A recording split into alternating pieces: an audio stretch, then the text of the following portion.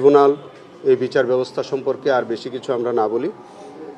যেহেতু আজকে আমি প্রথম আসলাম, আমি দায়িত্ব পেলাম, আমি এই ট্রাইব্যুনালের সমস্ত কার্যক্রম আমি দেখব। নিশ্চয়ই আপনাদের সাথে বারবার দেখা হবে, কথা হবে। এই ট্রাইব্যুনালের কার্যক্রম নিয়ে আপনাদের সাথে আমরা বারবার মুখোমুখি হব। আমি একটা কথা শুধু বলতে চাই, এই ট্রাইব্যুনালে যে সকল অপরাধীরা বিচারের সম্মুখীন, তাদের জন্য সুস্পষ্ট মেসেজ যে যারা কোনো অন্যায় করেনি তারা কোনো হয়রানির শিকার হবেন না, অন্তত প্রসিকিউশনের মাধ্যমে।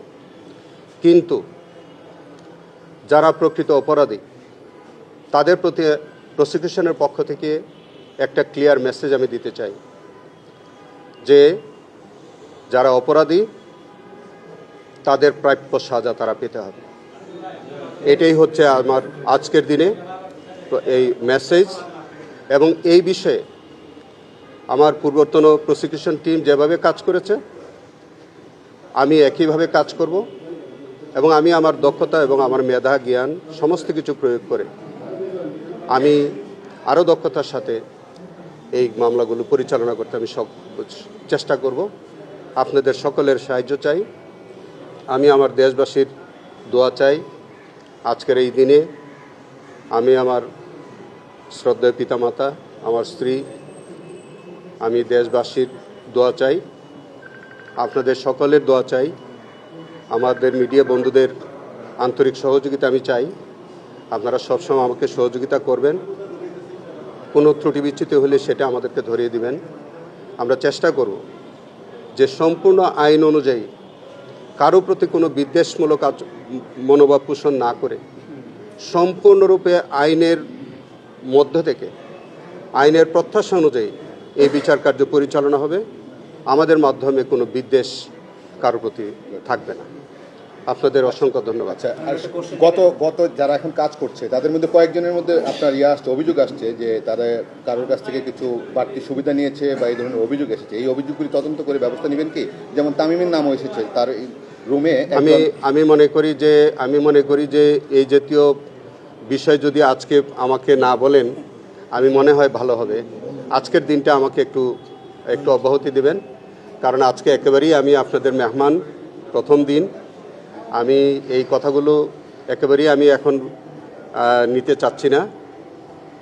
আমি মনে করি যে আমি অফিসটা বসি এবং সেখানে আপনি যে কথাগুলো বললেন যদি এরকম কিছু হয় নিশ্চয়ই আমার কাছে আসবে এবং তখন এগুলি দেখা যাবে। আজকে এই প্রশ্নগুলি আমরা না হয় না করি।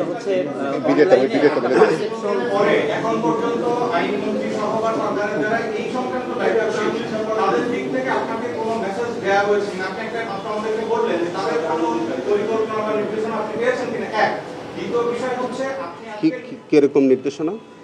এই পরিকল্পনা আমার সামনে বিচারিক প্রক্রিয়া কিভাবে এগোবে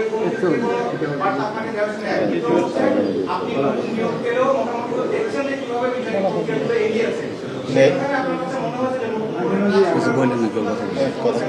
দেখেন, বিষয়টা হচ্ছে এই ট্রাইব্যুনালটি একটি আইনে পরিচালিত হয়।